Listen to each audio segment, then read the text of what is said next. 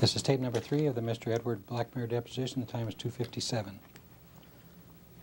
Other than what you just testified to, Mr. Blackmer, does the active mailing list for the kept by the database marketing group contain any other psychographic information? Not of which I'm aware, sir.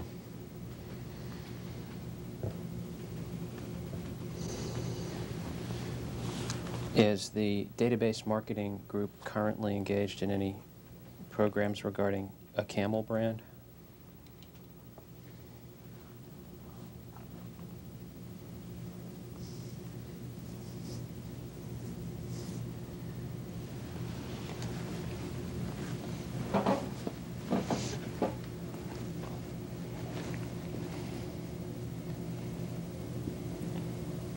I believe there is not one now in the marketplace. I believe they're working with the brand on planning a program. What was the last Camel program for which the database marketing group performed services?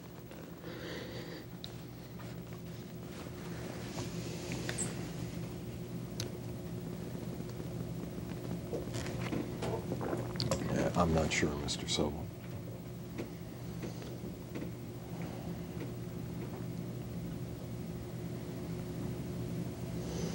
Has the mailing list for the database marketing group changed substantially within the last year?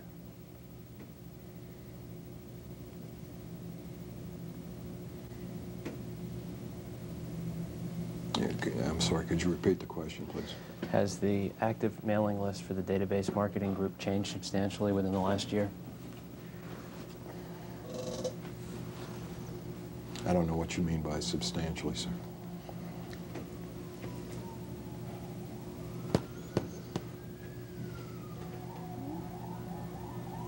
What's the current lifespan, if you will, of a person who is on the active mailing list for the database marketing group?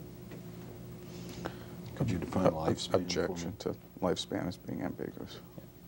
For what average length of time is someone on the active mailing list?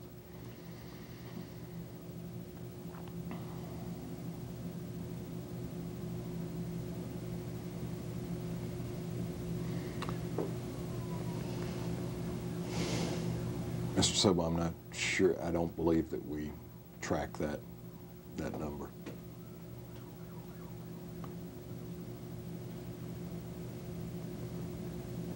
If I may, I would add that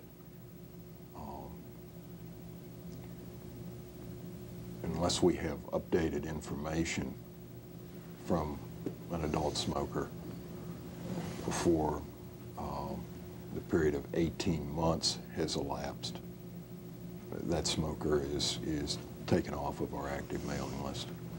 I don't know if that gets at your question or not.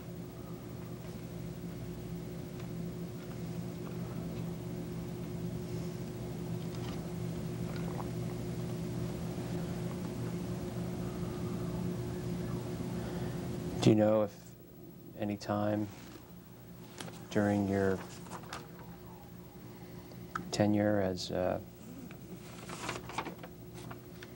VP of Marketing Operations or as VP of Relationship Marketing, there's been a decision to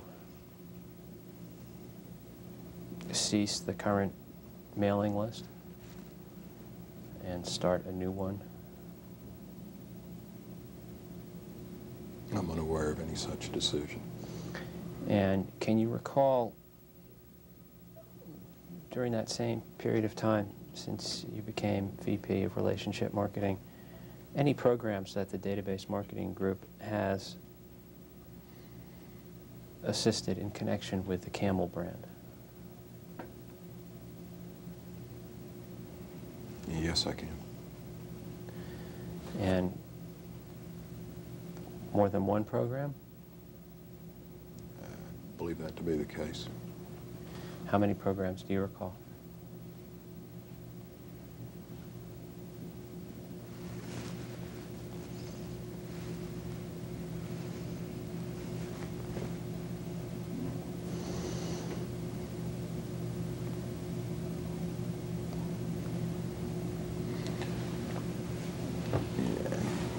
I recall 3 programs off the top of my head, one of which I would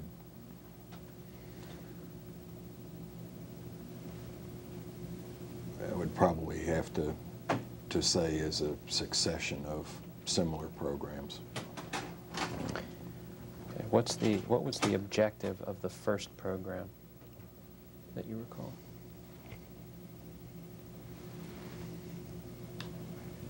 I don't recall specifically. What was the objective of the second program? I don't recall specifically, Mr. Sobel.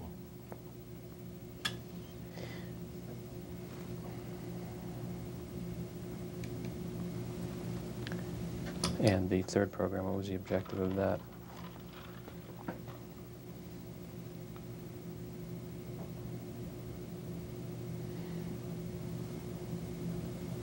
I mean, if you're asking me to precisely tell you what the objective is, I'm unable to do that. I'm asking for your recollection of what you do recall about the objective of that program.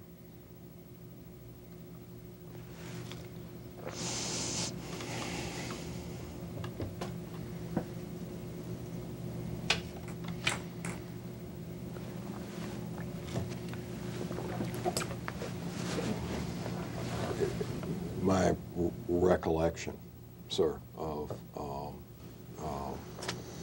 program that is what we call Camel Cash would have, and again, my recollection would have two objectives. The first of which would be to reward loyal camel smokers with the opportunity to send proofs in for what you call cigarette-related merchandise. The second objective, to the best of my recall, would involve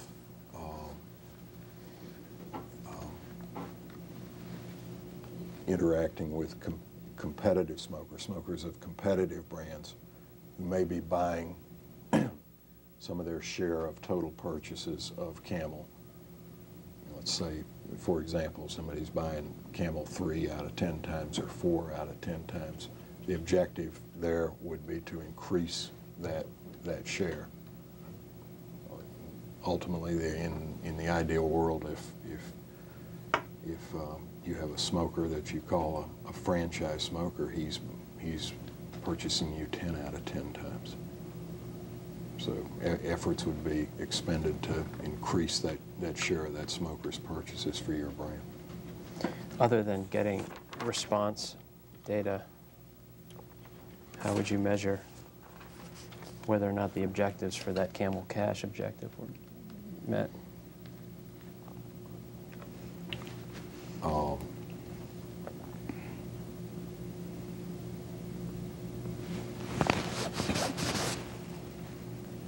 Most likely, what you would find is that the brand business unit, working with Mr. Weber's group in marketing research, has commissioned a study to go out and survey adult smokers.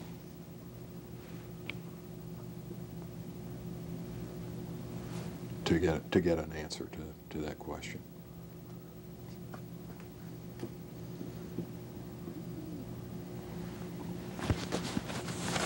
It would be fair to say that your marketing operations group wouldn't be primarily responsible for gathering that information? Not primarily responsible, Mr. Sobel. That'd be Mr. Weber's group. Yes, sir, I believe that to be the case. Okay. What does the media group do within both the relationship marketing division and now the marketing operations division? there's really no distinction between what they did when the department had one name and what the department's name is today. Essentially, they're responsible for working with the brand business units to understand what an individual brand's media objectives and advertising objectives might be, and then working with an independent contractor to plan and execute the brand's media plan. And by execute the media plan, do you mean run advertisements as part of that? By execute, I mean reserve and buy the advertising space for that advertising.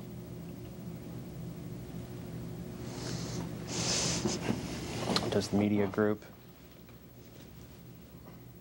assist in the determination of where to reserve and buy advertising space? They do, sir.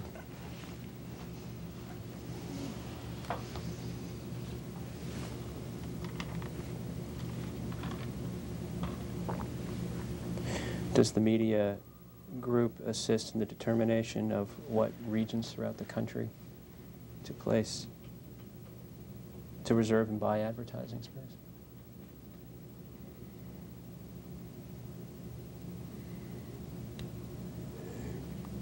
Typically, I don't think you'd find that to be the case, Mr. Sobel.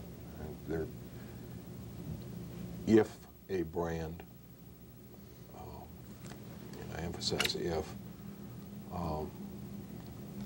wants to ensure coverage of a specific geographic region, in contrast to what otherwise might be a so-called national plan,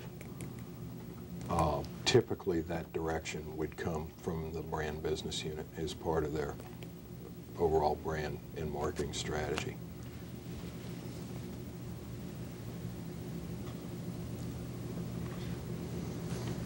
Does in fact the business brand, do in fact the business brand units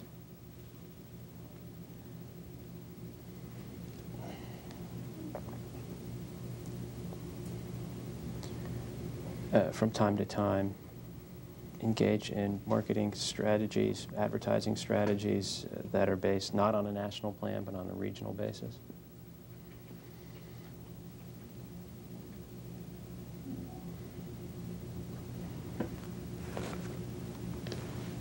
I think we'd find examples of that, yes, sir, from time to time. Do any come to mind that are currently in operation?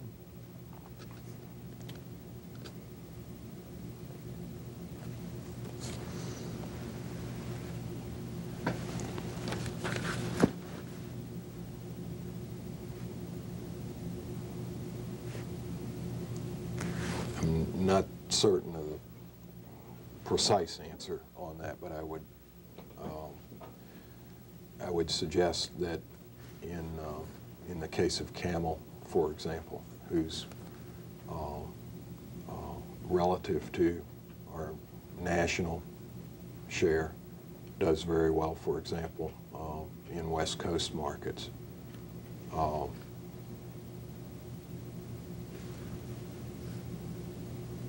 My supposition, and I would hazard a strong guess, that that the brand business unit has relayed to the media group a desire to make sure that we have a good advertising presence in markets on the West Coast. For example. For which brand? For Camel, sir.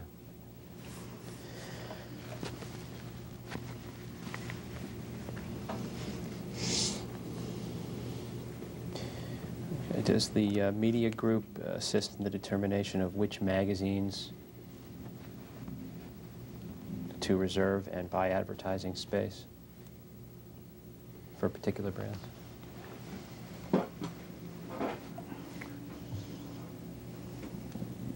If by that you mean that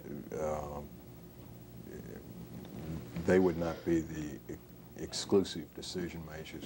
Typically what you'd find in that instance, Mr. Sobel, is that the media group, which in our instance is a very, very small group and relies heavily on our independent contractor, our media advertising agency in this case, to formulate the plans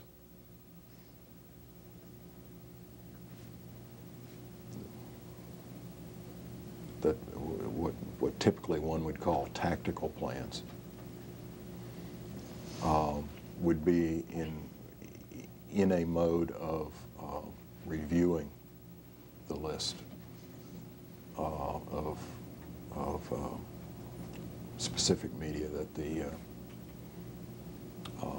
the advertising agency recommended, and then that might then be subject to further discussion and review back with the brand business unit.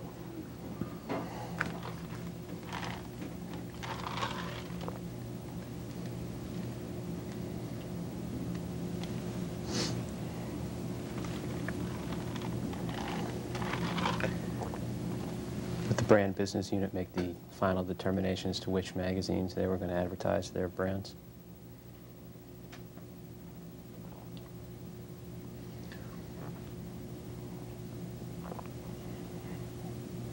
I would rather the response on that show that it's more of a collaborative effort between the media group and the brand business units.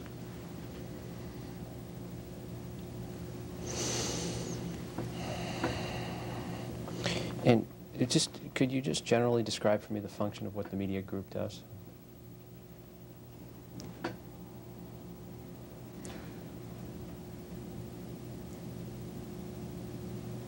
Media group is responsible for supporting the brands by delivering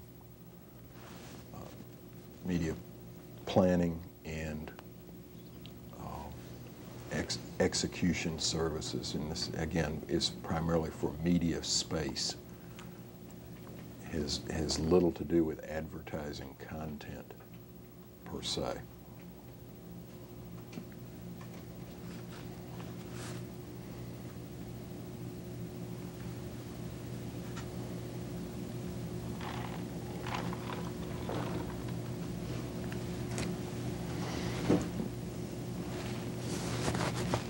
And media would be defined as what, sir, in the context of your division and this particular media group?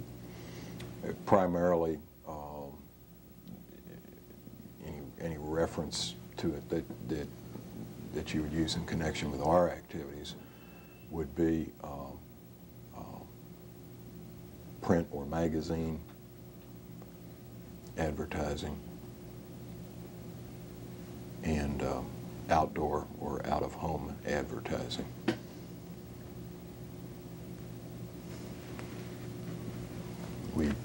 We do very little with newspapers today, but if one wanted to advertise in newspapers, that would fall under this group as well.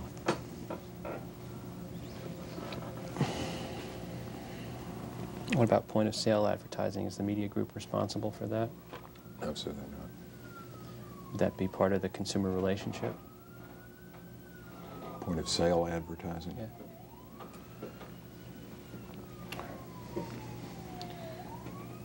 Point-of-sale advertising is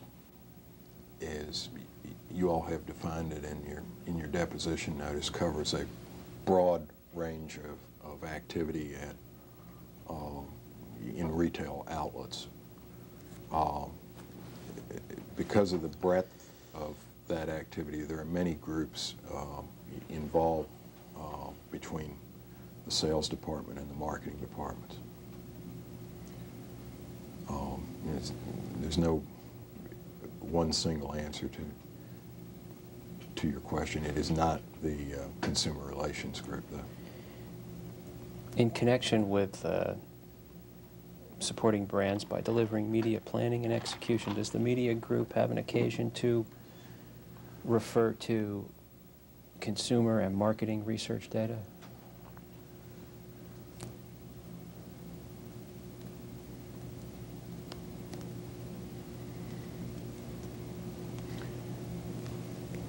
If by that you mean syndicated research, not of RJR's creation, it basically falls into a broad category of things called media research, I believe. Simmons. Simmons Market Research Bureau? Yeah, our general reference to it is Simmons, but I'm reasonably sure it's the same, or an affiliated group. And a company called MRI do most of the syndicated magazine research that's done in the U.S. today. And the media group per se would not be doing that. It's a very small group within RJR. More likely it would be the independent contractor that's affiliated with us on that is actually looking at Simmons or MRI data. And do they report that data back to the media group as part of the collaborative effort to determine where to reserve and buy advertising space? Typically they would not. I would not think so. Does RJR, in making its decision of where to reserve and buy advertising space, have an understanding of what the, say, readership would be for a particular magazine?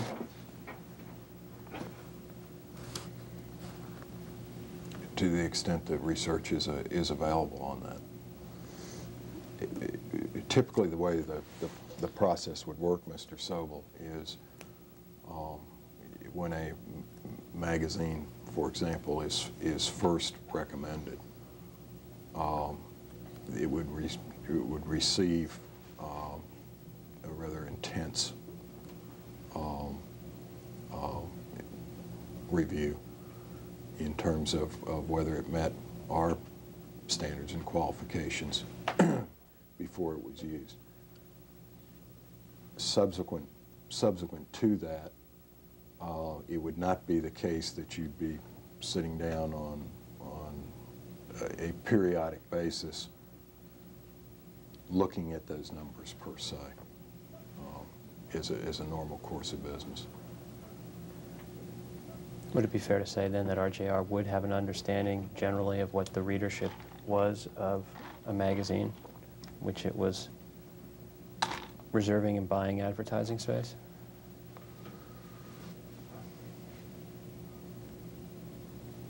No, sir, I don't think that it would be fair to say that on a day-in, day-out basis.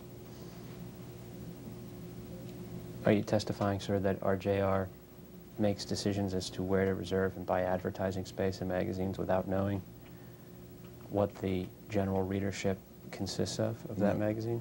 No, sir, that's not my testimony. As I indicated earlier, our most intense review of that is for initial qualification of a magazine. Obviously, Mr. Sobel, if we have any reason to suspect that the readership of a magazine has shifted dramatically, we would expect our advertising agency to advise us of that. If we had any other reason to suspect that, we would, if you will, reopen the matter for qualification of that particular magazine. Is there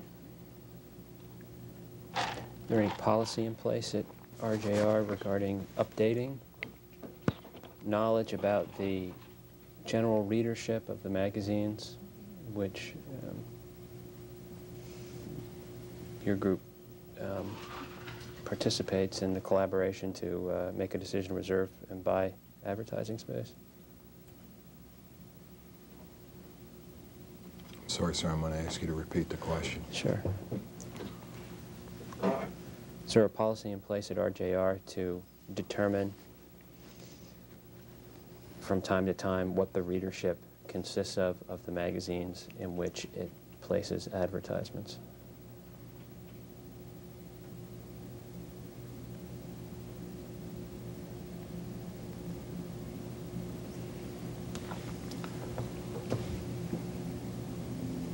Mr. Sobel, there may be. That is something I would count on Ms. Itterman to work with the advertising agency on.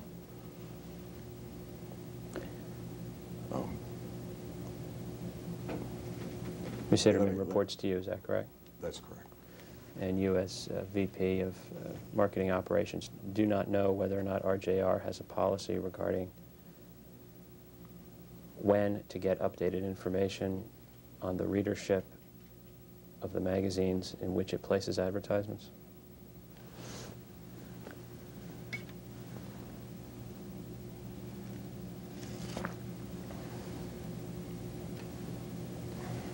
Mr. Sobel, I'm not sure I know the answer to that question. Sorry. Have you heard of leading national advertisers?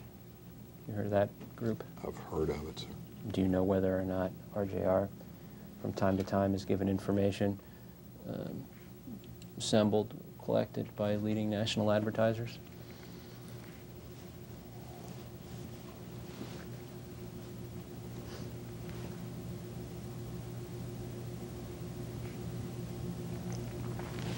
I don't know that for a fact, sir. Do you know whether or not the independent contractors that assist in executing your media plans provide RJR with the Simmons Market Research Bureau reports that it relies upon in making its recommendations to you as to where to reserve and buy advertising space? Objection. I'm sorry, sir. You're going to have to repeat that for me. Objection assumes facts and evidence. It assumes facts not in evidence.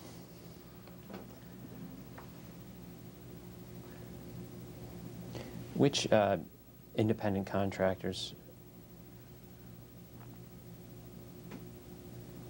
rely upon the Simmons research,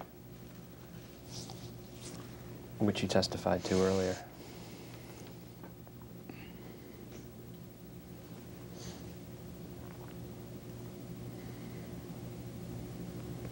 Objection mischaracterizes his earlier testimony.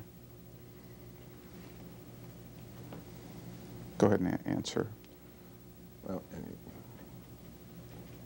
I believe my earlier testimony was that our independent contractor would, to my knowledge, rely both on Simmons and MRI as part of their media research resources to help formulate their media plan. Which independent contractor was that? That would be Long Hames Carr. Long Hames? Long Hames, 3 words, L-O-N-G, H-A-Y-M-E-S, Hames, Carr, C-A-R-R, advertising agency.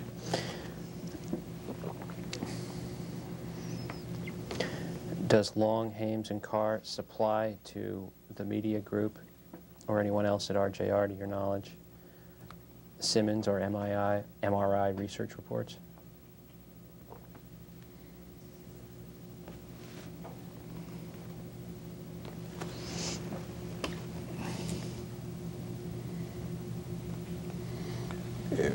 No, not as a routine matter, Mr. Sobel. We don't have the staff in the media group to sort through and absorb that.